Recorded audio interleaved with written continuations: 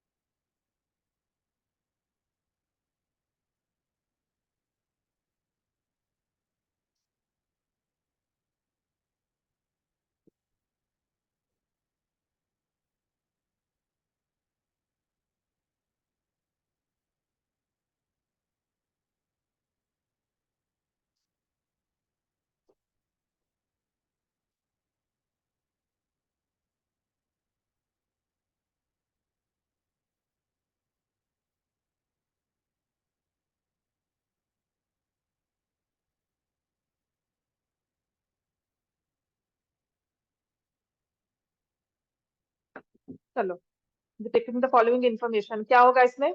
Algebraic equation है। पहले वाला एरिया कितना था? 18 इंटू 12। जो नया नया एरिया है वो कितना हो गया? डबल। तो अब नई लेंथ क्या है? 18 plus x, 18 plus 2x, 18 plus x. और न्यू ब्रेथ क्या है? 12 प्लस एक्स। और एरिया कितना हो जाएगा? 18 इंटू 12 इंटू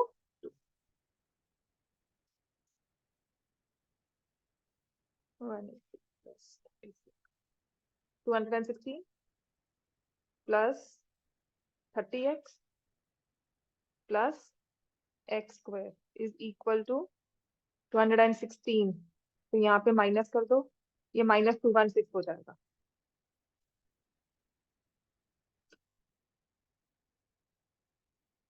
समझ में आया? ये बात क्लियर हुई है?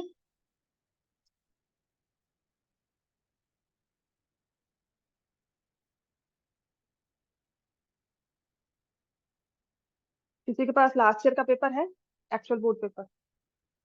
मेरा ग्रुप डिलीट हो गया, वरना मेरे पास थे सारे। बेसिक स्टैंडर्ड सब निकाल लूंगी, चलो फाइंड आउट। तो ये मेरे पास आ गया X square plus 30x minus 216 equal to 0। 216 basically होता है 36 इंटू 6, तो इससे मुझे फैक्टर्स भी मिल गए। ये देखो, मैंने यहाँ पे x लिखना छोड़ दिया था ना, तो ये गलती आम हो जाती है, आप लोग मत करना। क्योंकि मैं गलती करती हूँ, मेरे पास करेक्शन करने का चांस है, और मुझे उसके मार्क्स भी नहीं कटते। लेकिन आप लोगों के सीधा ही 0। ठीक है, कोई लिहाज नहीं किया जाएगा कि गलती से लिखा है, आता था। x plus 36। सो एल्जेब्रिक एक्सप्रेशन जब आपको कहा गया लिखने के लिए, तो उसके लिए आप क्या लिखोगे? X square plus 30x minus 216 equal to 0। Equation कही है तो यही कॉरस्पॉन्डिंग एल्जेब्रिक इक्वेशन, तो इस तरह से लिख दोगे। ये आ गया ना, इज इक्वल टू प्लस 216, है ना? फिर यहां से is equal to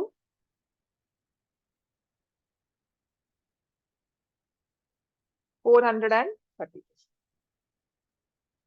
corresponding quadratic equation in the standard form, तो x square plus 30x minus 216 equal to 0. So new dimensions of the enlarged photo frame. Photo will be length 18 plus 6, breadth 12 plus 6. 18 plus 6 is 24 centimeter. 12 plus 6 is 18 centimeter. So question number, इसका जो और part है ना वो करना जरूरी है, because obviously I do the third part only. मैं इस पे नहीं जाऊंगी। Can any rational value of X make area equal to 220? तो हमें करना क्या है अब इसको? आपके पास इक्वेशन बनी थी X square plus 30x plus 216, the area should be equal to 220। तो कहते क्या रैशनल वैल्यू कोई बना पाएगी? तो आपने कहा इसको ऐसे, -4 आ गया। अब क्या करना है आपको, b² - 4ac।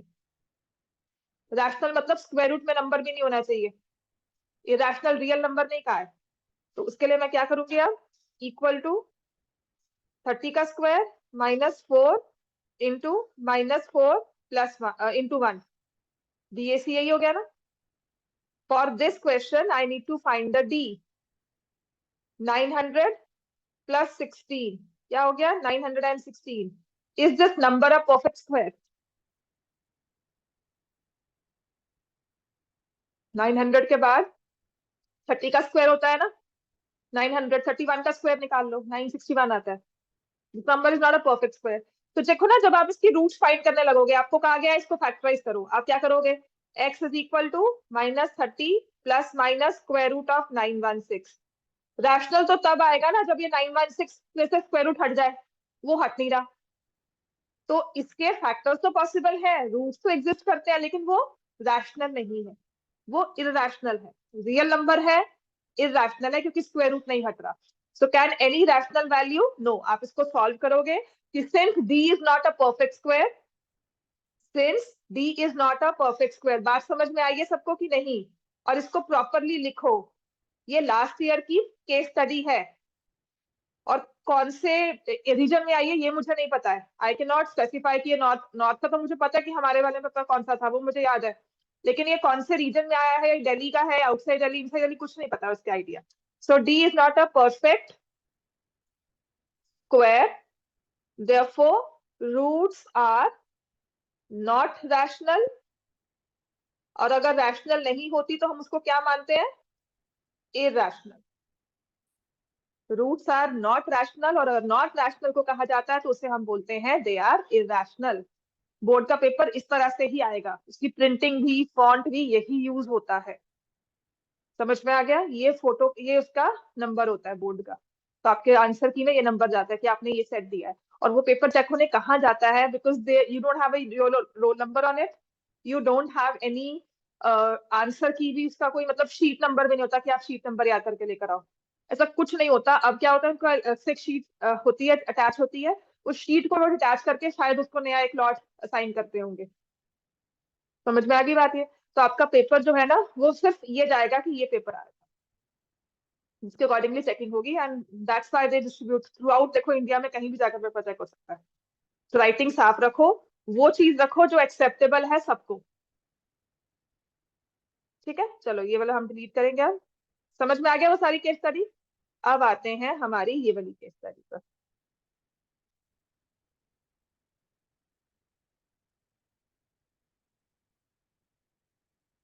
So India's meteorological department observes seasonal and annual rainfall every year in different subdivisions of a country. It helps them to compare and analyze the results. The given table below shows the monsoon rainfall in mm 280. चलो, rainfall दी हुई है, number of sub division दिए हैं, right the model class, median, mean, और उसने सब कुछ निकालने को कह दिया। थर्ड वाला तो पहले मैं करूंगी, है ना। If the subdivision having at least 1000 meters mm rainfall during the monsoon season is considered good rainfall subdivision, then how many subdivisions had good rainfall? At least 1000 चाहिए। तो 1 2 3 4 कितने होंगे ये, 5 6 7 सब डिविजन। समझ में आ गया ना? ये तो आपके जैसे 8th में क्वेश्चन होते थे वही थे ना, कि how many have scored, how many students have scored more than 1000, है ना। How many student got more than 1000, ये वही चीज आएगी। क्लियर है इतना कि नहीं?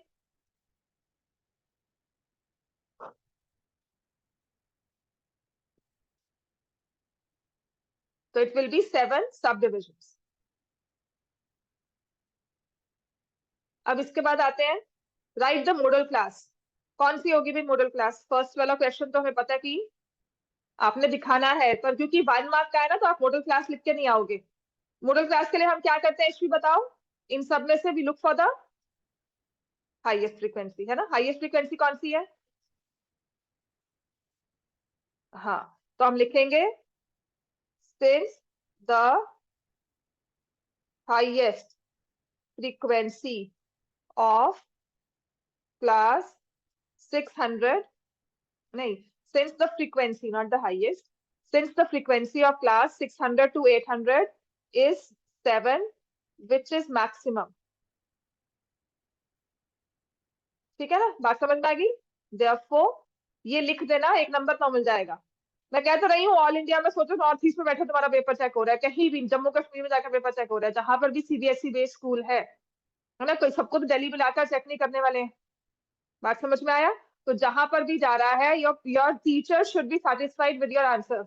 प्रेजेंटेशन यही होती है, 600 to 800 is the model class, as the frequency is the highest, is 7 which is highest, जैसा भी लिखो, बट एक्सप्लेन, एक नंबर का क्वेश्चन है, अच्छे से रीजन लिख दो। एक नंबर की लाइन है ये, आधा नंबर तो वैसे ही कट जाएगा अदरवाइज।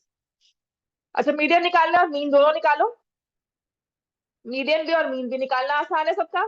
फ्रीक्वेंसी भी बड़ी अच्छी दी हुई है, कोई बड़े से नंबर नहीं दिए हुए हमें। तो मीडियन के लिए क्या निकालना होता है? Cumulative frequency.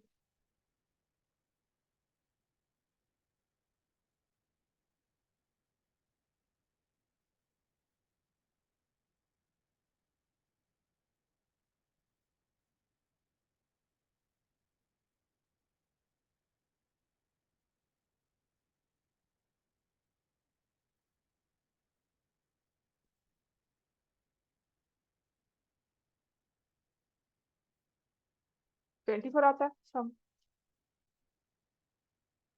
अब मेरे से बच्चा 4 बार 24 को चेक करता है कि 25 तो नहीं बन रहा, सीरियसली कह रही हूँ।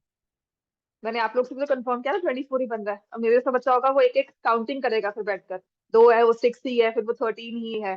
This is how I cross check my answers every time I am performing for a paper. अगर मैं एग्जाम में कर रही हूँ ना, मैं 4 बार जरूर चेक करूंगी इसको।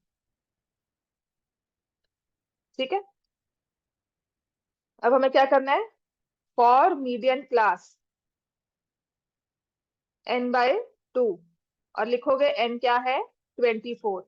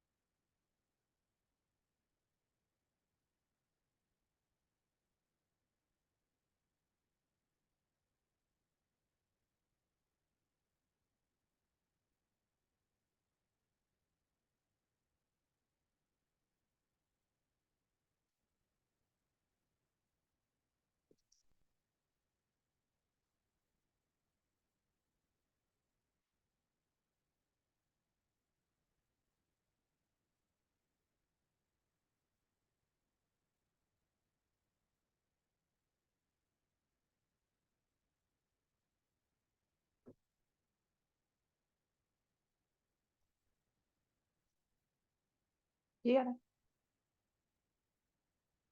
अच्छा, ये क्या है? इसके बाद क्या करोगे? ये आधा नंबर है आपका, ये लिखना है। दिस इज द लास्ट हमारा आधा नंबर।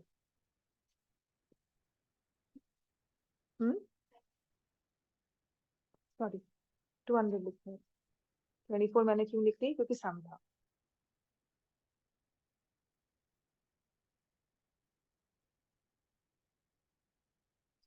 इसके लिए हम क्या करेंगे?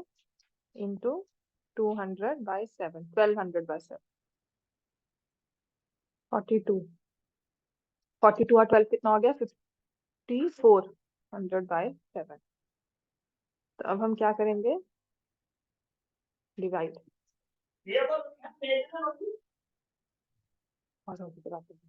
इसमें नहीं जाना। 7 सा 49 है ना, तो 50 आ गया। 50, 7 सा 49, देन 10, 1, 10 और 30 आ जाएगा। 30 मतलब 4, 28, 20 आ जाएगा, मतलब 2। 4256, नहीं 5714, ये आ रहा है। तो इसके साथ लिख देंगे 771। चलो मीन रेनफॉल भी निकाल लो अब।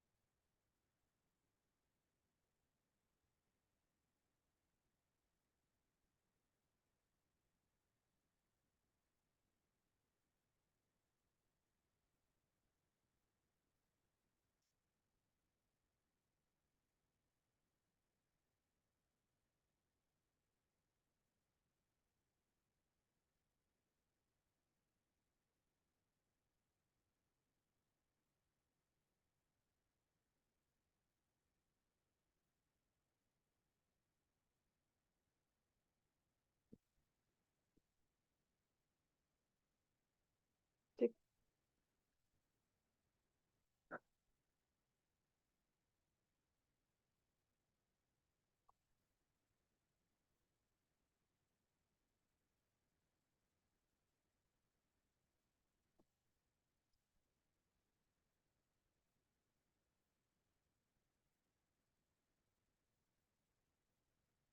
या नहीं,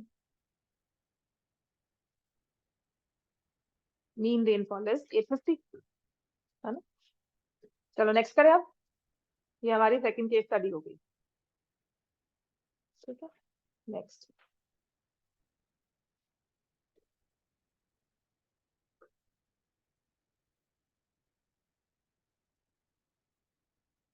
this one is a good question सच में।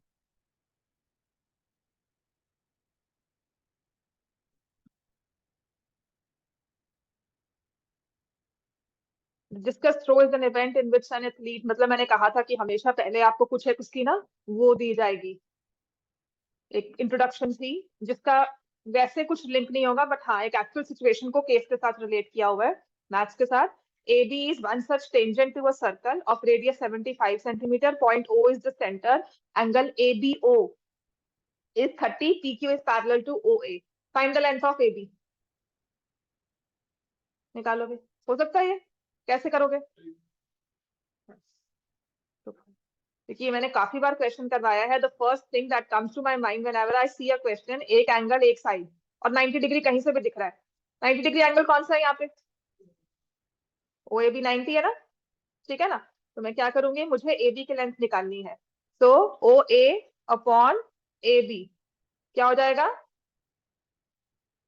ऑपोजिट साइड आ गई ना। 75 बाय ए बी इज 1/√3। तो ए बी मुझे कही गई है 75√3, 75√3 centimetre. This is the length of A B. Length of O B निकालना है। इसको भी ट्रिग्नोमेट्री के साथ ही करना, क्योंकि दो नंबर है ना, एक नंबर का ही है। O A upon O B is equal to sin 30। तो ओ बी की लेंथ आपके पास आ जाएगी 150 मीटर। लेंथ ऑफ एपी,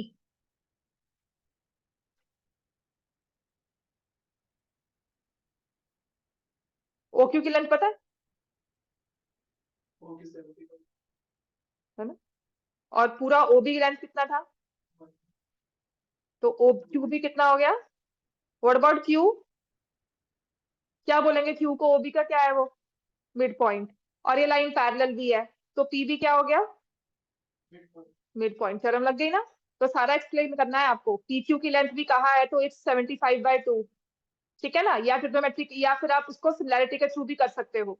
आप इसमें सिमिलैरिटी ही लगाओगे, 2 नंबर का क्वेश्चन है, लिखोगे ट्रायंगल, अब उसमें एपी की लेंथ निकालो। अच्छा, एपी की लेंथ के लिए बीपीटी लगाएंगे, ठीक है ना।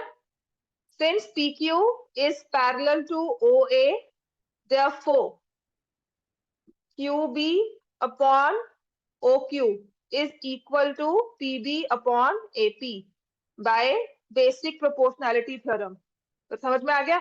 अब QB OQ को आप बता दो कि 75 है, इक्वल है, तो PB और AP भी इक्वल है। आपने AB की लेंथ निकाली है 75√3, तो AP की आ जाएगी 37.5√3 सेंटीमीटर, जिसे कैलकुलेशंस भी कर सकते हैं, ठीक है। PQ की लेंथ के लिए मैं क्या करूंगी, triangle BQP similar to triangle BOA and then you can solve। ठीक हो गया। तो QP upon OA with the ratio will be 1:2, और ये आ जाएगा 37.5 सेंटीमीटर। मैं सेकंड वाला करूंगी क्योंकि मुझे पता नहीं √3 की वैल्यू कट कर ले तो, है ना, इसीलिए।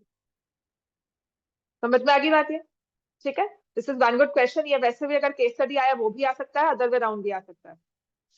चलो इसका ना, ये क्वेश्चन तो आपने कर लिया, यही पेपर ओपन करके ना I give you another question. मैं तब तक दूसरा पेपर डाउनलोड करती हूँ।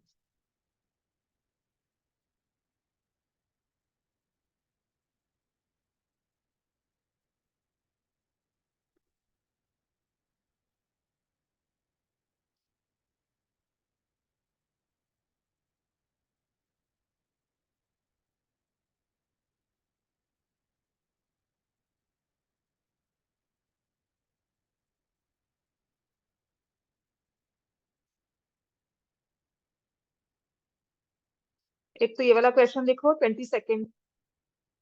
देखो अब उसके ओवरऑल पेपर भी चेक करोगे ना, मैं शेयर भी कर दूंगी ग्रुप में अगर मुझसे हुआ तो। इसका 22nd क्वेश्चन आपने करना है।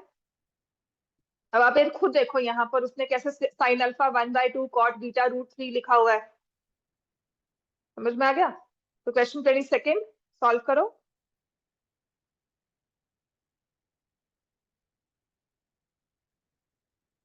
ये वाला भी यूजिंग ग्राफिकल मेथड, ये लिख लो क्वेश्चन एक बार। XZ is parallel to BC, करवाया होगा क्लास में मैंने। AZ is 3 centimetre. एक ये क्वेश्चन करना है।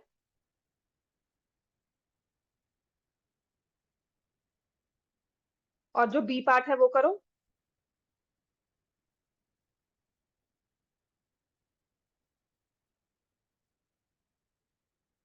ये देखो, तो ये आपको बुक का ही क्वेश्चन आ गया। फिगर दिख रही है ना, PTQ is twice of OPQ, example 2।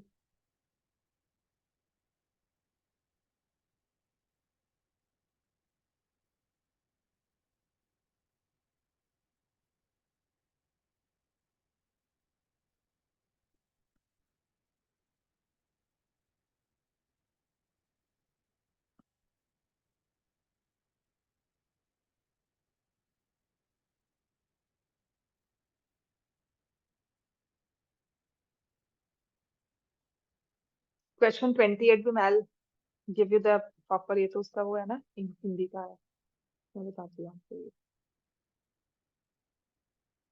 लिख लिया सबने ये वाला क्वेश्चन।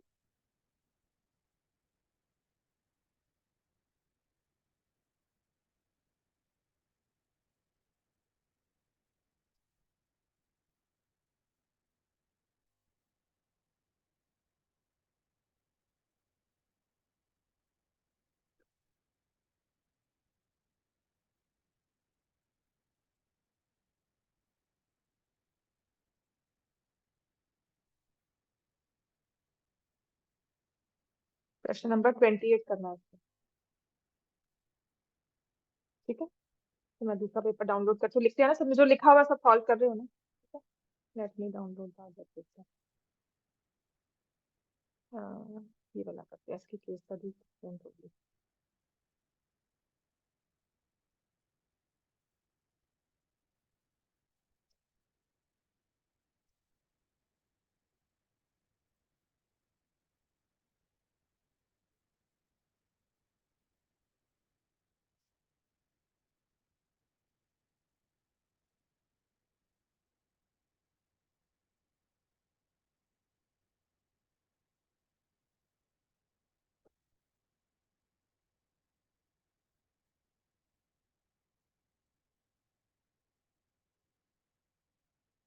ये 2 पेपर जो मैंने आज करवाए हैं मैं ग्रुप में शेयर भी कर रही हूँ,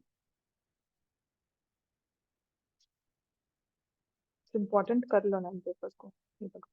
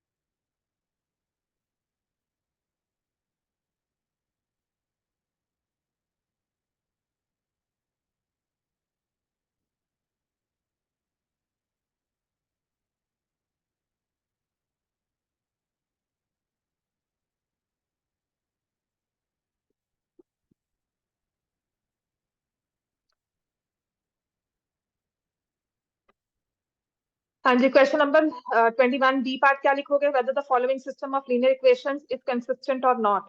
ग्राफिकली इसको ड्रॉ करोगे। x इक्वल टू 0 क्या होता है? What is x equal to 0? y axis, ये y डैश, ये y, ये x और ये x डैश। तो अपने x equal to 0 y axis को हाईलाइट करके कह देना है this is x equal to 0। What is y equal to -7? यहाँ पर कुछ आएगा, ड्रॉ करोगे। y equal to -7। Of course थोड़ा सा कंसिस्टेंटली आपने -7 ग्राफ में ड्रॉ करना है, आपको मिलेगा ग्राफ पेपर। यहाँ पर लिखना है ओरिजिन एक्स एक्सिस, है ना, इन दोनों का इंटरसेक्शन पॉइंट कहाँ पर है? इंटरसेक्शन पॉइंट को हाईलाइट करके क्या लिखोगे? x की वैल्यू क्या आती है उसमें? 0। y की वैल्यू क्या है? -7। So the given system of linear equations consistent है या इनकंसिस्टेंट? हाँ, क्यों? कहाँ पैरेलल सॉल्यूशन आ रहा है? ये लाइन है तुम्हारी, क्या हो गया, क्या कर रहे हो? x की एक वैल्यू, y की एक वैल्यू, ये दोनों लाइन इंटरसेक्ट कर रही है कि नहीं कर रही, उसको हाईलाइट करना होगा आपको। This is the point of intersection. Intersection में बता रही हूँ तो फिर कैसे इनकंसिस्टेंट हुआ? ये 2 नंबर का क्वेश्चन है तो तुम गलत करके आओगे बिना मतलब का, और फिर कहोगे पता नहीं कहाँ गलती हुई। जब आपने उसका सॉल्यूशन ही लिख दिया तो फिर कंसिस्टेंट इनकंसिस्टेंट कहाँ रहा? कंसिस्टेंट है ना, सॉल्यूशन आ रहा है। In fact if it would have been overlapping lines तब भी कंसिस्टेंट होता। तब उसमें क्या होते हैं?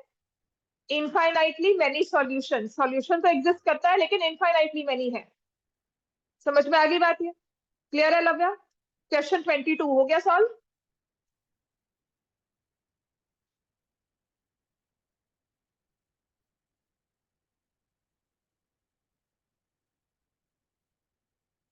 XY is parallel to BC, AZ.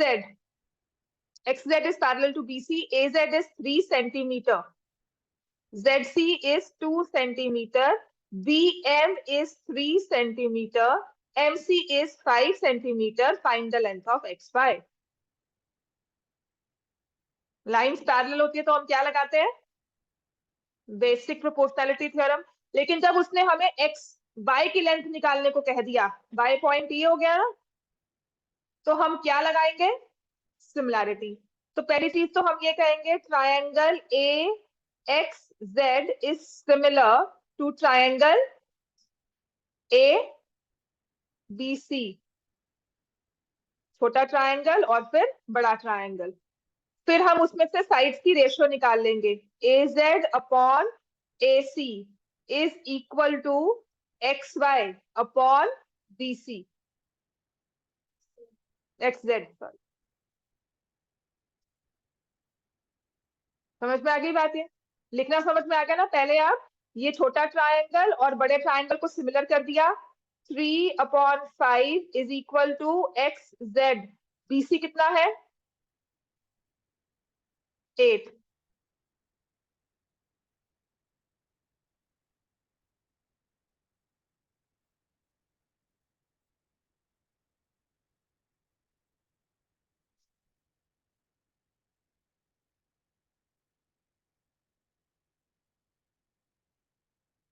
वैसे अगर ना भी निकाले ना XZ, तब भी आ जाएगा कि हमें XY की वैल्यू निकालनी है। तो what I get is this ratio.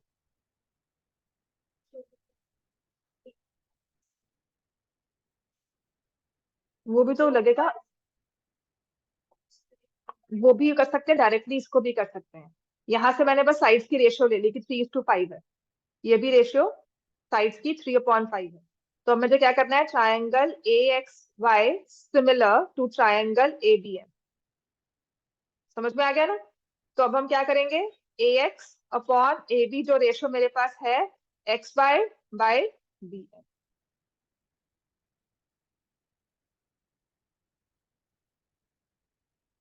समझ में आ गई बात? ठीक है ना? AX आपके पास है रेशियो 3/5, XY निकालना है, BM 3 है, तो इट विल बी 9/5।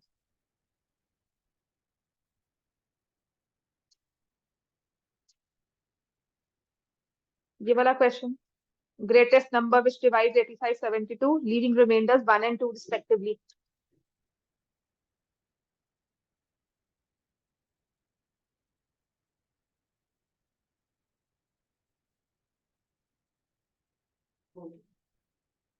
क्या करना चाहिए? ग्रेटेस्ट नंबर निकालना है तो एलसीएम या एचसीएफ?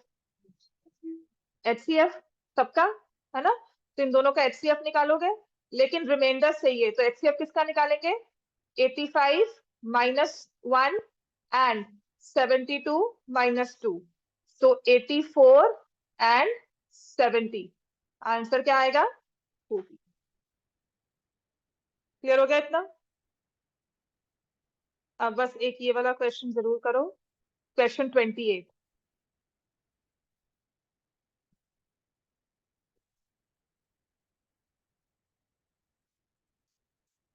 इस लाइन का क्या मतलब है?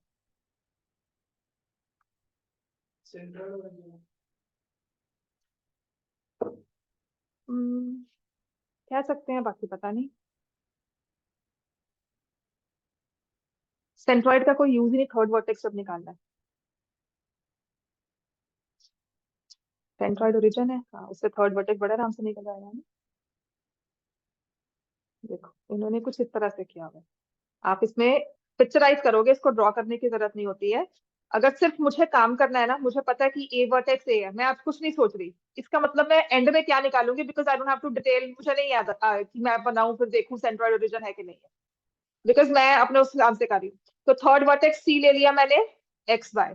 अब मैं क्या लूंगी? A B is equal to B C is equal to A C. यही करेंगे हम, निकालो। ठीक है।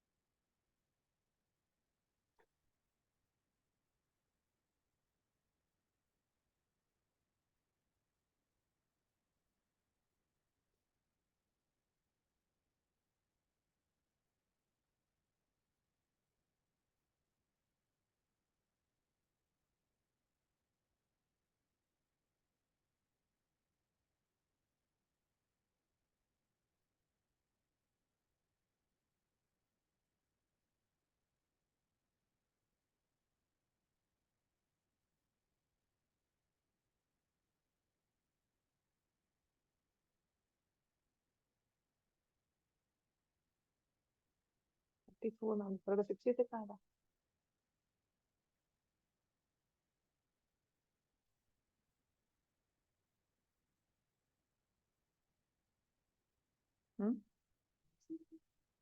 अब इसके फैक्टर्स करोगे तो कभी भी इसके फैक्टर्स रैशनल नहीं होंगे। इक्विलेटरल ट्रायंगल में एक रूल होता है, if two factors, two what are integers, the third has to be irrational. वो बेटा एक रूल ही है, वो दी, इसलिए जाकर सॉल्व करो उसको।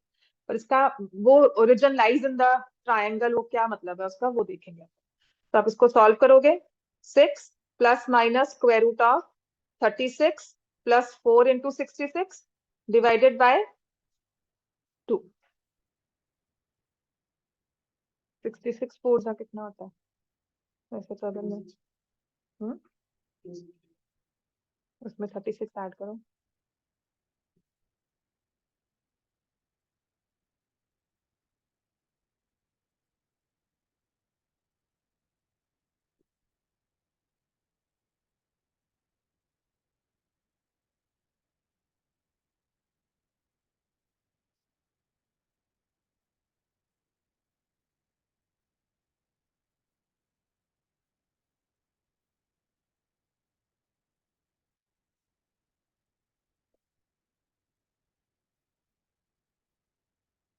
ये दो वर्टिसेस आए हैं, आपको एक बताना है कौन सा होगा। y की वैल्यू निकाल दी, x तो 0 था, ठीक है। तो होता क्या है, ट्राइंगल बनता कैसे है, कौन सा लोगे? Origin lies inside. वर्टिसेस देखो, ये मैंने x एक्सिस ड्रॉ किया, ये मैंने y एक्सिस ड्रॉ किया। एक है -5 3, मान लो ये पॉइंट है, ठीक है, रैंडमली लिया है। और एक होगा यहाँ पर 5 3। I could have taken other points, मतलब एक्चुअल वाले भी ले सकती थी। ये ट्राइंगल की एक साइड बन गई। अब ट्राइंगल जो इक्विलेटरल है वो कैसे बन सकता है? थर्ड साइड एक ऊपर भी बना सकते हो और एक नीचे भी बना सकते हो। ओरिजिन लाइज इनसाइड, तो इसका मतलब वो कहाँ बनी है? नीचे। एक वर्टेक्स वाई एक्सिस पर है, एक यहाँ नीचे बनी है, ठीक है। तो इन दोनों में से कौन सा सिलेक्ट करोगे? वाई शुड बी पॉजिटिव और नेगेटिव? ये कैंसल, ये आंसर हमारा होगा बिकॉज वाई इज नेगेटिव। तो इसमें आप लिखोगे 0 और 5 इंटू 1.7, 8.5 आ गया ना, -8.5। तो 3 माइनस 8.5 कितना होगा? -5। This is your third vertex C. समझ में आ गया? बोर्ड क्वेश्चंस मुश्किल नहीं होते हैं, बस वो आखिरी का एक पॉइंट, बस ध्यान रखने वाली बातें वो सब होता है उसमें। बात समझ में आ गई सबको ये? ठीक है ना ये, राइट?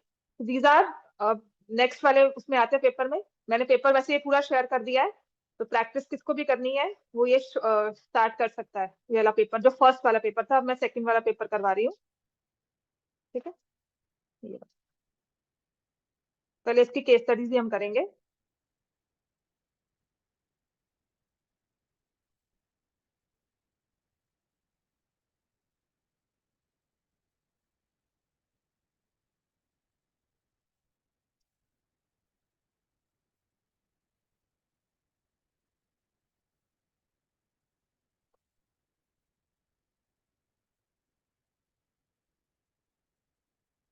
अच्छा,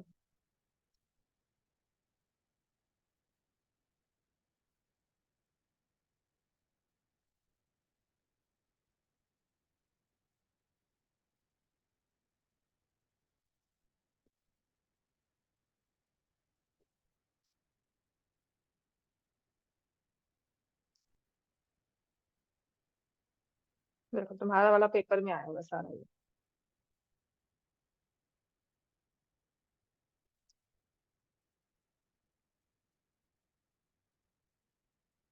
what is the area of quadrant QDCO? ये वाला एरिया ऑफ क्वाड्रेंट QDCO, ये वाला, इसका एरिया निकालना है। निकाल सकते हैं?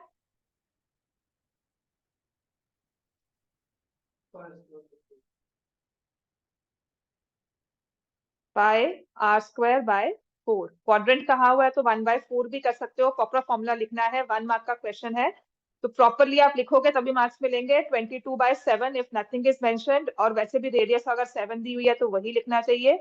तो ये 2 और 11, दिस इज 77/2 स्क्वायर सेंटीमीटर। ठीक है, इसको आप 37.5 स्क्वायर सेंटीमीटर भी लिख सकते हो। 37.5, 38.5, 38.5। क्लियर हो गया? एरिया ऑफ ट्राइंगल एओबी,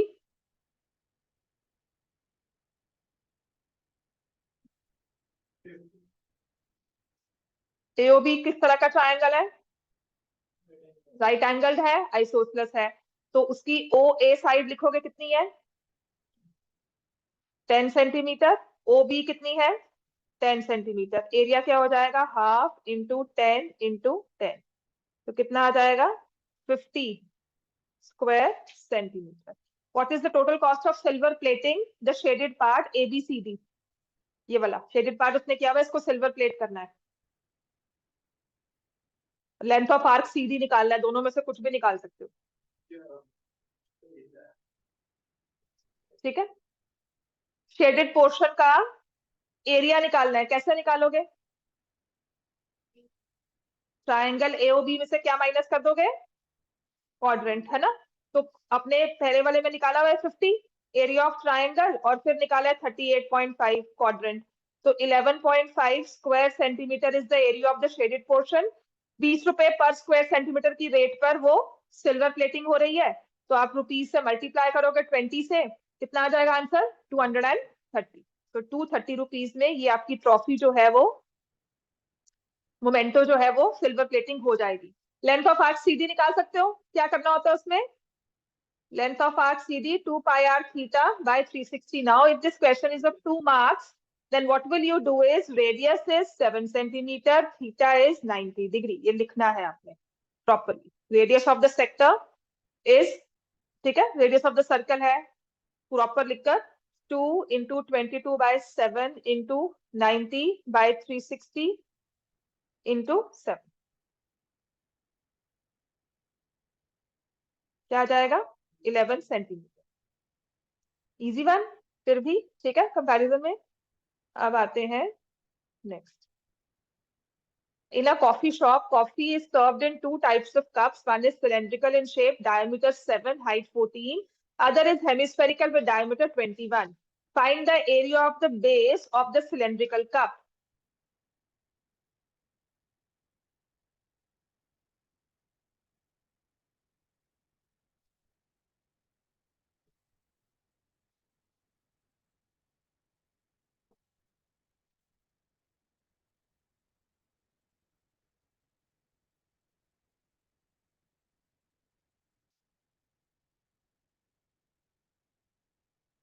हाँ जी, क्या होगा एरिया ऑफ द बेस? इस सिलेंड्रिकल कप का एरिया ऑफ द बेस, कितने बेसिस है इसके पास? कप है तो ऊपर से क्या होगा? खाली हॉलो होगा ना, ऊपर नहीं लगा होगा कुछ भी, नीचे बेस तो होना चाहिए, कप है ना? तो क्या लिखोगे answer? Pi R square. 22/7, diameter 7/2 है, डायमीटर 7 है तो रेडियस क्या होगी? 7/2। सो 77/2 वही 38.5। फिर से capacity of the hemispherical cup क्या होगा? वॉल्यूम किसका? 2/3 पाई are cube.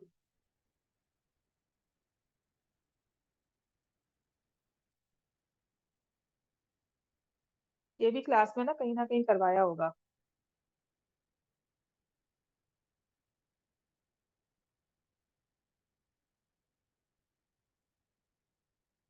485 cubic centimetre. Properly formula लिखना है। Capacity of the cylindrical cup, curve surface area of the cylindrical cup. Third part तो मतलब कंपल्सरी है ही आपको। So what is the capacity of the cylindrical cup? क्या करोगे? किसका? सिलेंडर का। क्या होता है? दोनों में से ऑप्शन है, या तो हेमिस्फेयर का निकालो या सिलेंडर का निकालो, वो आपकी मर्जी है। उसमें कोई हार्ड एंड फास्ट रूल नहीं है कि यही निकालना है। अच्छा, मुझे पर्सनली पूछा जाएगा तो मैं हेमिस्फेयर को नहीं सोचूंगी क्योंकि क्यूब है। I would rather prefer cylinder. 7/2, 7/2, और हाइट कितनी थी? 14। ठीक है ना, वहां पे मुझे लगेगा कि फ्रैक्शंस बन रही है, तो मैं इसलिए छोड़ दूंगी। अब बात तो वही है, यहाँ पर भी वही काम है, इतना ही मल्टीप्लाई है, और I know this is easier for me to multiply. ठीक है, find the curve surface area of the cylindrical curve. क्या करोगे उसके लिए?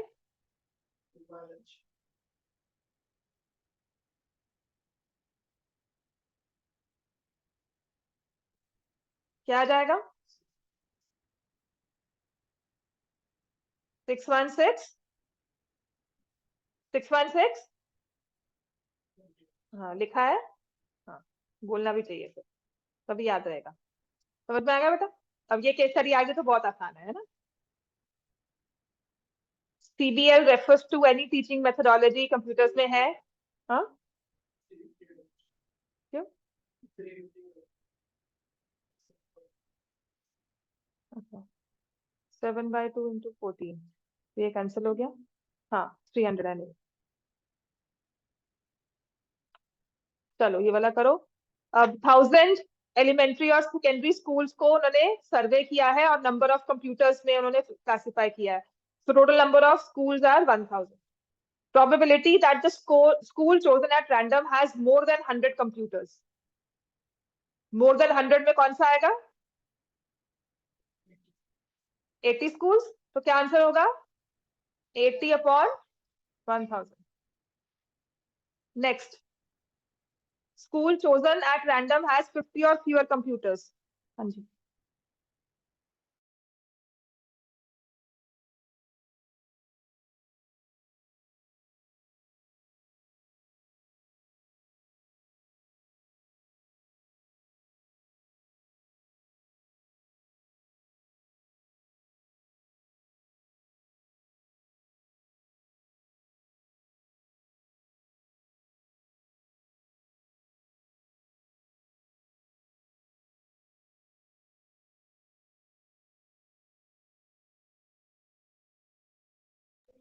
और फ्यूअर कंप्यूटर्स, बताओ क्या होगा आंसर? 50 और फ्यूअर, तो हमें इन तीनों को ऐड करना है ना। 450 + 290 कितना हो गया? 740। 450 290, ठीक है। 740/1000, इसको आप 7.4 0.74 भी लिख सकते हो। 0.74 has no more than 20 computers. तो क्या होगा आंसर? No more then. कितनों कितनों को ऐड करोगे, कौन से नंबर्स को ऐड करोगे? 450, समझ में आ गया ये, बाय 1000। ये जो प्रोबेबिलिटी ना 9th में हुआ करती थी आपको पहले, लास्ट ईयर भी आपकी डिलीट हो गई थी ना 9th में प्रोबेबिलिटी, है ना। हाँ, तो ये 9th की प्रोबेबिलिटी है। The school chosen at random has 10 or less than 10 computers। 250/1000। 10 और लेस देन 10। ठीक है, तो यहाँ पे एग्जैक्टली 10 का नंबर तो यही होगा ना। क्लियर हो गया इतना? नहीं, यहाँ पे कौन सा निकालना है? वो उसमें करेंगे, हाँ उसमें करना चाहिए, पर यहाँ पर वैसे नहीं होगा। Plus and the distribution is not evenly distributed है, तो ये इवनली नहीं है। इसमें मीन तो निकाल सकते हो, मीडियन मोड निकालना बहुत मुश्किल होता है, तो वो उसमें नहीं आएगा। वो मतलब काफी लंबी कैलकुलेशन होती है, जब आप वो स्टैट्स प्रॉपर एज सब्जेक्ट पढ़ोगे ना, तब वो सिखाते हैं कि कैसे करना चाहिए इसको। नहीं, तो भी फिलहाल के लिए कुछ नहीं आएगा। इसमें सिर्फ हिस्टोग्राम ड्रॉ करना आता है, अगर आपको याद हो। ऐसे वाले में हिस्टोग्राम याद ड्रॉ करते थे लास्ट में। Unequal frequency, unequal class intervals, 9th में, है ना। हाँ, बस वही कर सकते हैं। तो अब इसमें से क्वेश्चंस करवाऊं?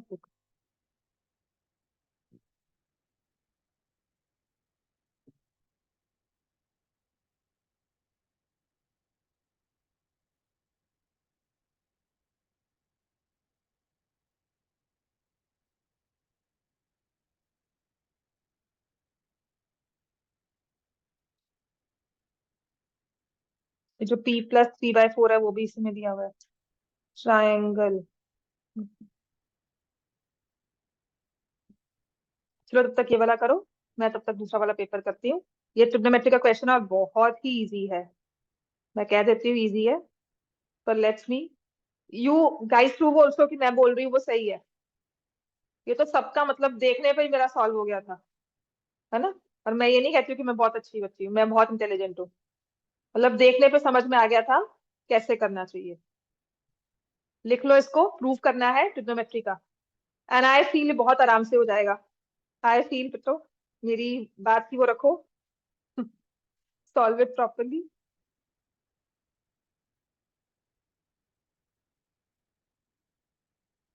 ये शायद ना आपका एक्चुअल बोर्ड पेपर था ये ना, इसमें देखने दो।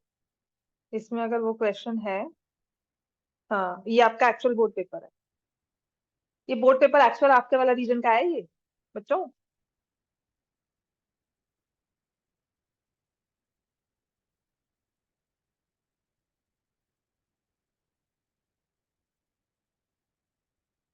क्योंकि इसमें वो क्वेश्चन है आर आर ग्लास वाला, आर वाला। So I feel this is your actual question paper.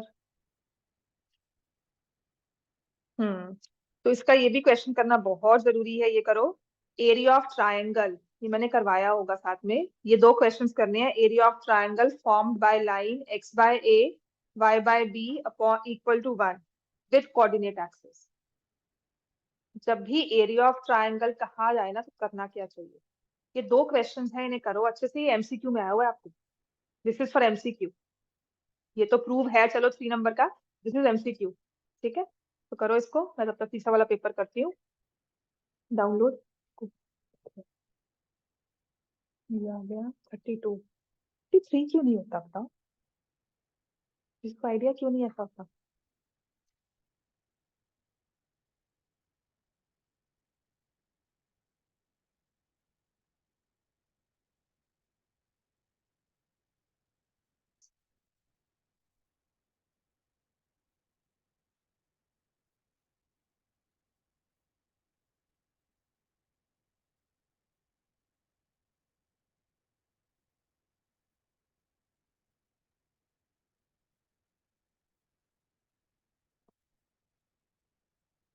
Thirty four आता, 33 वाला क्यों नहीं आता, ये बता सकते हैं सीरीज में।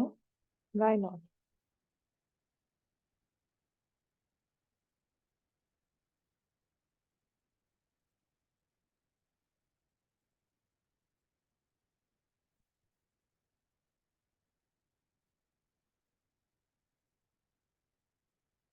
पहले वाला हो गया,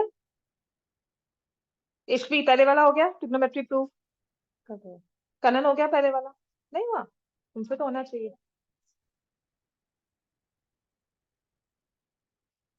ये लास्ट ईयर का मतलब बोर्ड का क्वेश्चन है और आपके एक्चुअल बोर्ड पेपर में आया होगा। फर्स्ट वाला कैसे करोगे, एचपी कैसे स्टार्ट किया तुमने। हाँ तो फिर इसमें क्या आ गया।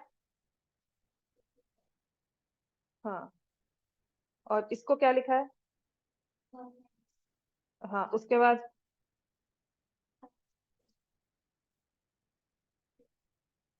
हाँ इसका क्या लिखोगे, 1 माइनस कॉस स्क्वायर। और नेक्स्ट वाले का क्या लिख दोगे, cos square by sine theta. ये कैंसिल हो गया, ये कैंसिल हो गया। तो आप यहाँ पे क्या लिख दोगे, this is sine theta cos theta. अब आ जाओ यहाँ पर, इसका राइट हैंड साइड आपको सॉल्व करना होगा। समझ में आया, करना नहीं हुआ था ये, क्यों, इस सिंगल हो गया था, वही आया था लेफ्ट हैंड साइड में। अब देखो ना यहाँ पे tan cos दिख रहा है, इसको तुम साइन cos में चेंज कर सकते हो।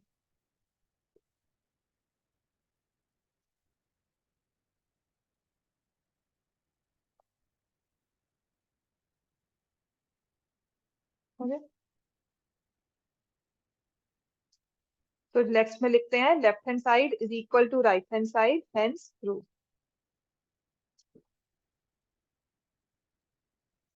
ठीक है, एंड कोऑर्डिनेट एक्सिस, जो बच्चा जिसके 98 आए होंगे ना, सच में कह रही हूँ, ये आ ही नहीं रहा भैया बाहर। अच्छा, जब नहीं जाएगा, नहीं जाएगा, इट्स ओके, नहीं जाएगा, रहने दो, नहीं जाएगा ये मुझे पता है। अच्छा दो, अच्छा। ठीक है, तो area of triangle form with the coordinate axis. क्या करना चाहिए, जब भी ऐसा कोई क्वेश्चन आएगा ना, कोई भी क्वेश्चन दी हुई है चाहे वो ए बी में दी हुई है, आपने क्या करना है, उसमें x इक्वल टू 0 पुट करो। कि दो लाइंस तो हमारे पास हैं, ये इंटरसेक्शन वाली जो हमारी 90 डिग्री वाली ओरिजिन वाली लाइंस है। x इक्वल टू 0 पुट करो, y इक्वल टू 0 पुट करके पॉइंट निकालो कि ये लाइन एक्स एक्सिस को कहाँ पे इंटरसेक्ट कर रही है? एक्स एक्सिस को इंटरसेक्ट करने के लिए y 0 करोगे, 0 बाय b इज 0, तो x की वैल्यू क्या आ गई? a। समझ में आ गया कि ये लाइन एक्स एक्सिस को a0 पे इंटरसेक्ट करेगी, और यही वाली लाइन y एक्सिस को, if you put x equal to 0, तो क्या आ जाएगा?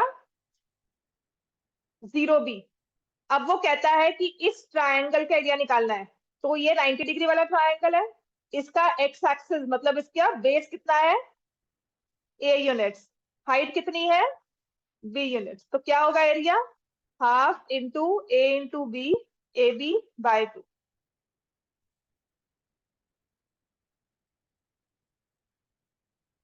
क्लियर हो गया?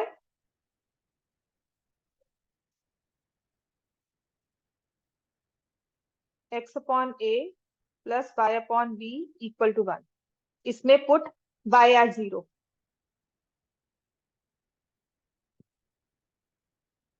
ये तो 0 ही हो गया, प्लस 0 का कोई मतलब नहीं। मतलब ये लाइन का एक्स एक्सिस के साथ इंटरसेक्शन पॉइंट क्या है? a0। तो एक्स एक्सिस का लेंथ कितना है? a। एक्चुअली ये जो इक्वेशन है ना, इसको हम उसको इंटरसेप्ट फॉर्म कहते हैं इक्वेशन की, जिसमें x के ऊपर नीचे आता है उसका x इंटरसेप्ट, y के नीचे आता है y इंटरसेप्ट, और इक्वेशन बन जाती है। अगर 9th 11th को जाके मैच करोगे ना, पूरी कोऑर्डिनेट की पूरी लंबी चौड़ी वो है। इंटरेस्टिंग भी है, मजेदार भी है, और उसकी डेरिवेशन भी होती है सारी। ठीक है, तो ये इंटरसेप्ट फॉर्म का डायरेक्टली इसका आंसर होता है। क्लियर हो गया ये? ठीक है, चलो अब तीसरी वाली केस स्टडी करें, है अभी टाइम तो हमारे पास। वो पेपर भी मैं शेयर कर दूंगी, इस तीनों को कर लेना। आपके एक्चुअल पेपर्स में जो अभी आ रहे हैं ना, यहीं से क्वेश्चंस आएंगे, एंड आई हैव सीन, जो मैं बुक्स भी देख रही हूँ तो उसमें भी कुछ ना कुछ क्वेश्चंस यहीं से डाले हुए हैं।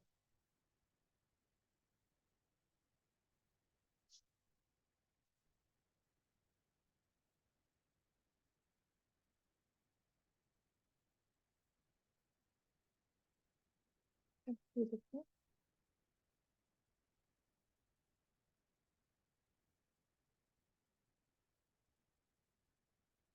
देखो ना, ये मैंने दिया था, chord of the largest circle which touches the smaller circle. ठीक है ना? और ये देखो, ये सब मैं दे रही हूँ आपको, जो मीडियम्स ऑफ द ट्राइंगल है, cylinder, two cones attach, monthly expenditure है, find the value of x, also find the median and the mean expenditure. ठीक है ना? Find the value of x, 200 families दी हुई है, मैंने आपको दिया ही था, एक्स की वैल्यू निकालो, तो आप निकाल लोगे, उसके बाद मीडियन और मीन निकालना है। बात समझ में आया? तो एक ये क्वेश्चन है, this is something which is like मैंने इसको ना एक्चुअली पेपर में ही देखा, आपके सैम्पल पेपर में, आई लाइक ये कौन सा क्वेश्चन और देखा एक्चुअल बोर्ड में है। डिसाइडेड टू अवार्ड 2 गेम्स है, हॉकी एक्स पर स्टूडेंट एंड क्रिकेट में वाई पर स्टूडेंट। स्कूल पी ने डिसाइड किया है to award total of 9500 for the 2 games to 5 and 4 students respectively. School Q ने अवार्ड किया 7370 for 2 games to 4 and 3 students respectively. तो इक्वेशन क्या बनाओगे?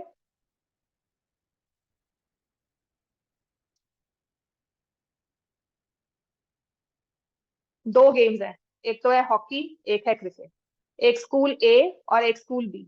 स्कूल पी कहता है, ए बी की जगह स्कूल पी और स्कूल क्यू।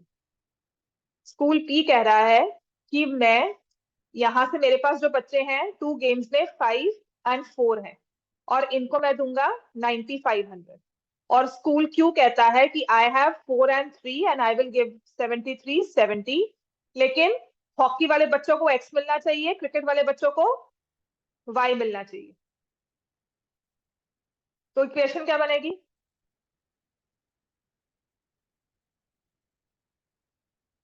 समझ में आ गया? दूसरी क्या होगी? 4x plus 3y is 7370। Represent the information algebraically in terms of X and Y, वो आपने कर दिया। प्राइस अमाउंट फॉर हॉकी, तो आपको एक्स की वैल्यू निकालकर उसको 9 से मल्टीप्लाई करना है। Price amount on which game is more and by how much, x और वाई का डिफरेंस बताना है, कौन सा बड़ा है कौन सा छोटा है। And what will be the total price amount that if there are 2 students each from 2 games. ठीक है, अब इसमें पता क्या गलती है, 2 students each for both the schools है या कैसे है? इसमें मैं क्या लिख कर आएंगे, कुछ नहीं पता कुछ भी, है ना। कंफ्यूजन यही होती है वहां बैठकर बोर्ड्स में।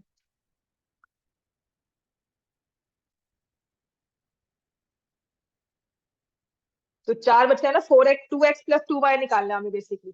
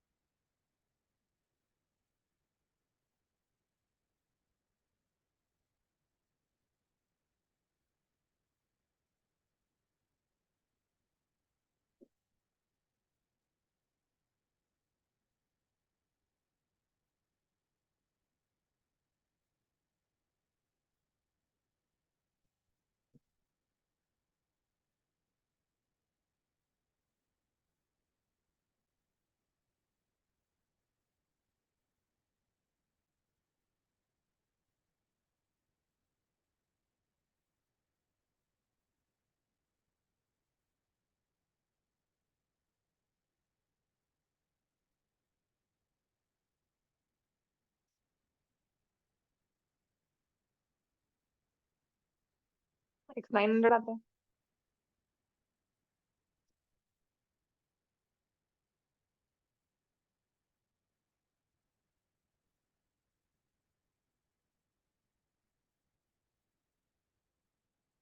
इसको 4 से मल्टीप्लाई किया, एक मिनट, 150 को 4 से किया तो आया 600, तो 4600 ना, है ना। तो ये 95 से 4600 निकाला, 45 निकाला, 5 4900। ठीक है, तो ये आ गया x इज 4900/5। तो ये आ जाएगा, गलती कहाँ की है देख, प्राइस अमाउंट ऑफ हॉकी निकालना है तो 9 इंटू 9, नहीं प्राइस अमाउंट फॉर हॉकी तो वही होगा ना, टोटल प्राइस अमाउंट थोड़ी ना चाहिए, है ना। तो इसका क्या होगा, ₹980 पर स्टूडेंट। ठीक है ना, यही होगा। Price amount on which game is more and by how much, on cricket is more by 1150 minus 980, ये डिफरेंस हो जाएगा। Total price amount to students 2 into 1150 plus 2 into 980। वैसे वो ठीक से लिख देना हॉकी और उससे करके, तो 2 से मल्टीप्लाई करोगे इन दोनों के सम को, विच इज 031222130 4260। देखो चेक करो भैया, ये मेरी कैलकुलेशन सही है कि नहीं। हाँ ठीक है वैसे तो, ठीक है, 2130 ही आएगा। उसमें से 20 रुपीज यहाँ भेज के 1000 कर दिया उसको, है ना। क्लियर है इतना। चलो नेक्स्ट, ये एक्चुअल बोर्ड पेपर की केस स्टडी, और अगर ऐसे कुछ आ गया आपके पास तो तुम कितना उसमें से अटेम्प्ट कर पाओगे। नहीं बेटा, देखना, 1150 इन प्लस 980 करना है, तो 0 3 2, ये 1 ही आएगा, है ना। मैं गलती लिखती हूँ यहाँ पे, कैंसिल, ये 3, ये 1 और ये 2। मैंने कुछ नहीं किया था, जब आपके पास ऐसे नंबर्स होते हैं तो तुमने तो आई थिंक किया हुआ है, तुम्हें तो पता होगा। नहीं नहीं नहीं नहीं नहीं, सबको टोटल। तो इसमें क्या करना होता है, यहाँ के 20 रुपीज मैंने यहाँ भेज दिया, तो ये 1000 हो गया, और मैं इस दोनों को ऐड कर दूँ। ये होता है ना आपकी मेंटल मैथमेटिक्स, यही सिखाते हैं। ठीक है, चलो आ जाओ। Jagdish has a field which is in the shape of a right angle triangle AQC. He wants to leave a space in the form of square PQRS inside the field for growing wheat and remaining for growing vegetables as shown in the figure. There's a pole marked as O, ठीक है, which is origin. तो उसने कहा है ओ को origin ले लो, जो हमने पहले ही सोचा हुआ है। कोऑर्डिनेट्स ऑफ पी दिया हुआ है, कोऑर्डिनेट्स ऑफ क्यू दिया हुआ है, P Q R S is a square, coordinates of R and S. चलो बताओ भाई।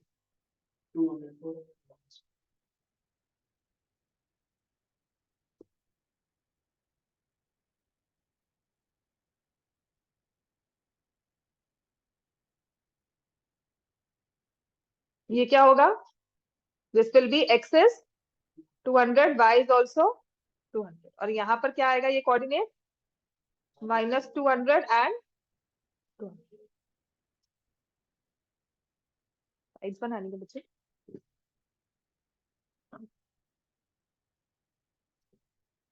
ठीक है ना? लेंथ तो 200 ही होगी कि नहीं? 400 होगी, 400 होगी चाहिए सर।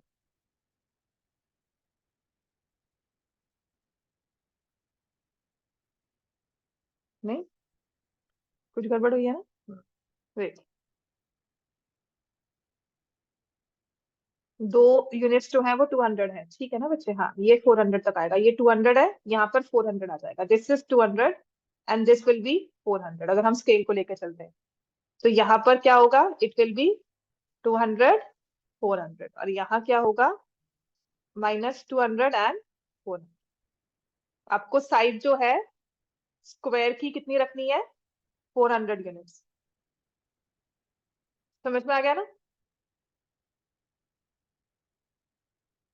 अब तो क्लियर है?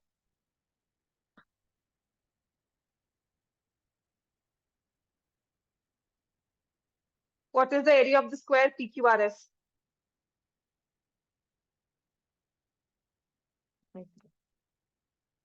PQRS का एरिया निकालो भाई, क्या होगा? साइड कितनी आई है? 400 का स्क्वायर 16, 1,60,000 स्क्वायर यूनिट्स, है ना? उसने कोई सेंटीमीटर तो नहीं मार्क किया हुआ? नहीं, उसने लिखा नहीं हुआ कुछ भी, ठीक है ना? What is the length of diagonal PR in square PQRS? PR diagonal का लेंथ निकालना हो तो क्या होगा? ये P है पॉइंट, और ये R।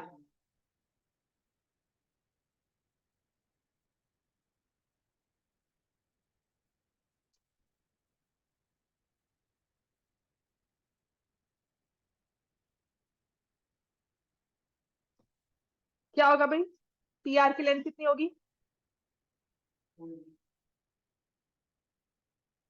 ठीक है ना? 400 स्क्वायर प्लस 400 स्क्वायर का अंडर रूट। हाँ, तो ये आ जाएगा √2 इंटू 400, 400 √2 यूनिट्स।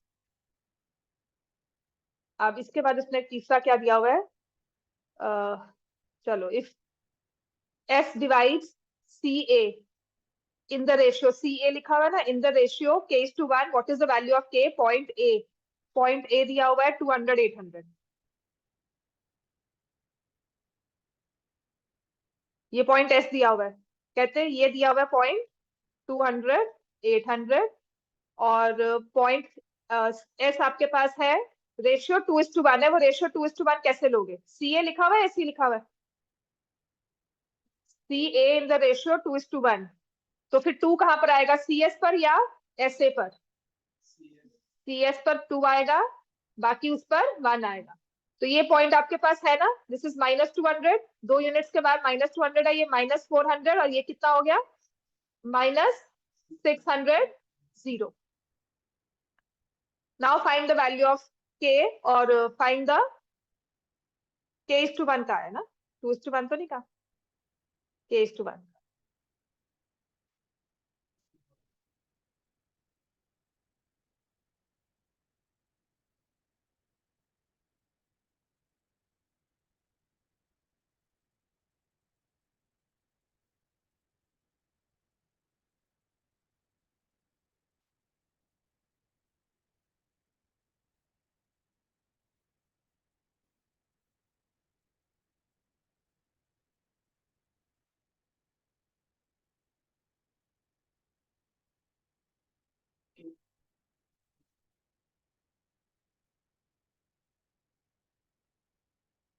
तो value ratio will be 1:1। K की वैल्यू क्या आ गई? 1।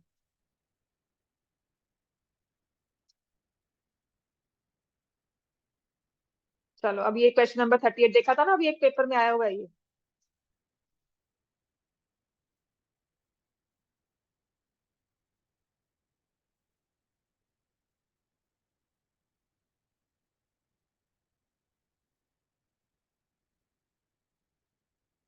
Rectangular playground, the semicircular area allotted for parking at one end of the playground. The length and breadth of rectangular playgrounds are 14 and 7. Two quadrants of radius, 2 units on one side for special seats. Total area of the parking area. Total perimeter of the parking area. करो solve, देख रहे हो मुझे? वो निकालते हैं इसकी answer की।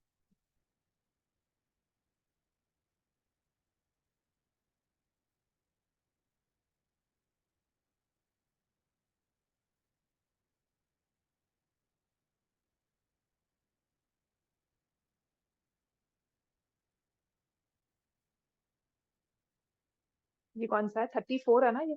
30,4,1 है ना? तो आंसर की निकालते हैं, देखते हैं क्या है।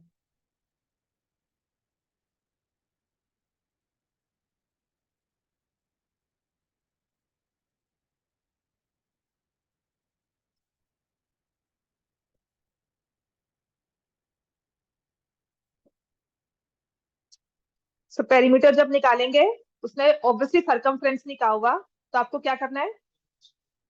Length of the arc plus 2r, pi R plus 2r। Total area of parking of 2 quadrants.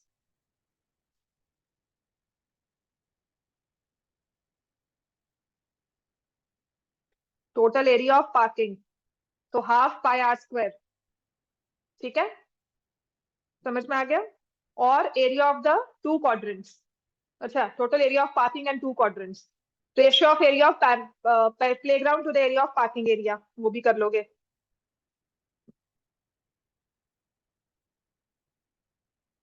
Cost of fencing the playground and parking area. तो ऑफ कोर्स जब आपने उसके पेरीमीटर में लिया है, तो उस वाली साइड को आप लोगे, ये वाली प्लेग्राउंड की, तो इसमें आ जाएगा 2 into length plus breadth plus pi.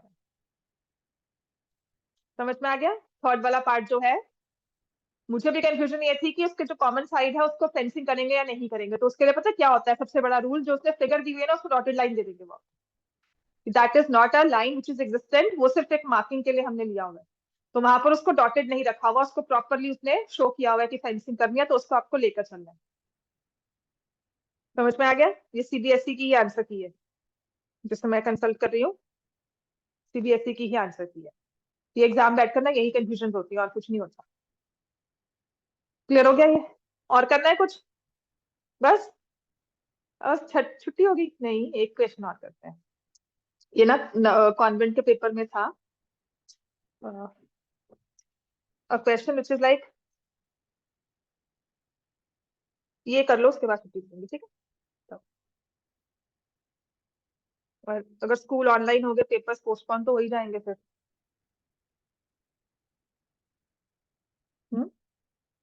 क्या नहीं होंगे? क्या? छुट्टी जब गवर्नमेंट से ही आ गई तो फिर क्या करोगे? स्कूल तो अभी तक तो स्कूल जा नहीं रहे थे। स्कूल जा रहे थे कि नहीं जा रहे थे अभी? हाँ, ऑनलाइन क्लासेस हो रही थी ना।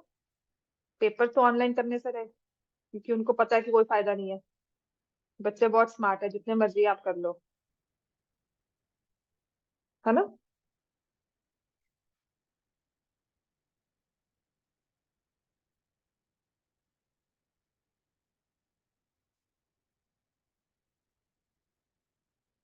तो ये आपको दिया हुआ है उसने, taxi charges a base fare plus certain amount for each kilometre, the rates are shown in the table below.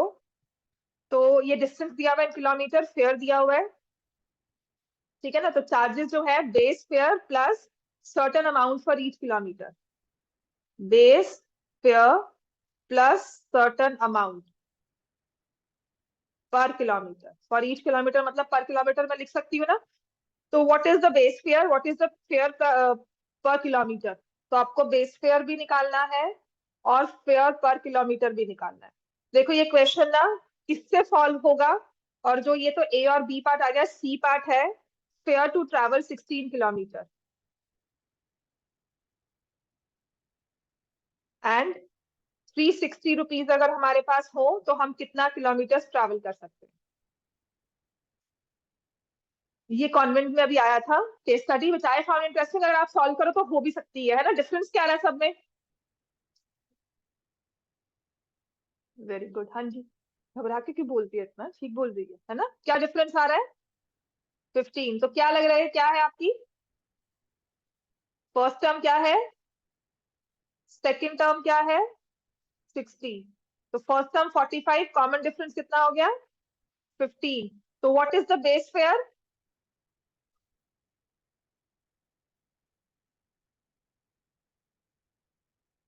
One kilometre दिया भाई।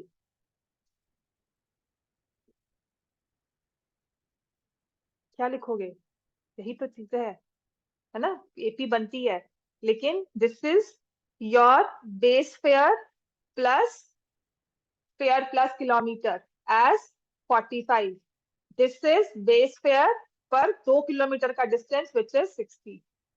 बात समझ में आई? एपी बनती है, लेकिन ये लीनियर इक्वेशन का इक्वेशन है कि अगर बेस फेयर को एक्स लिया और हमने किलोमीटर वाले फेयर को वाई ले लिया, this is base fare as rupees x. तो एक्स प्लस वाई मुझे दिया हुआ है एज 45, एक्स प्लस 2 वाई दिया हुआ है 60। बात समझ में आई? बेस फेयर 45 नहीं है, 1 किलोमीटर के लिए 45 कैसे हो जाएगा base fare? Then it should be next, है ना?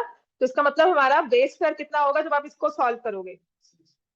ठीक है, तो ये आ जाएगा d is equal to, again वो तो 15 ही आता है, तो हमारा a क्या हो जाएगा? 30। तो base fare is rupees 30, fare per kilometre is rupees 15, fare to travel 16 kilometre क्या होगा? और 360 रुपीज में कितना ट्रैवल कर लोगे?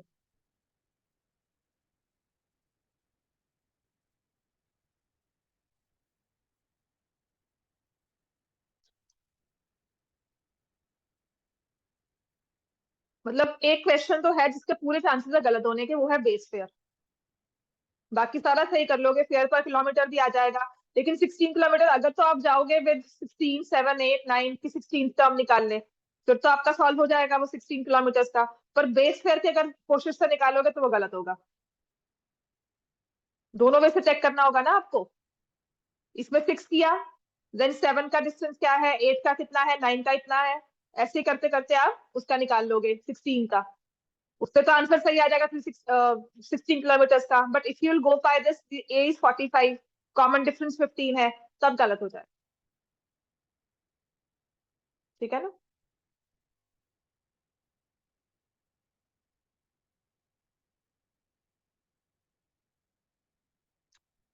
तो इसमें आप ट्रैवल करोगे 22 किलोमीटर, है ना? और थ्री, इसका कितना बन जाएगा? 30 प्लस 240, 250 रुपीज। 250 रुपीज में 16 किलोमीटर गए, और 360 रुपीज में यूल ट्रैवल 22 किलोमीटर। सॉरी, ठीक, 270।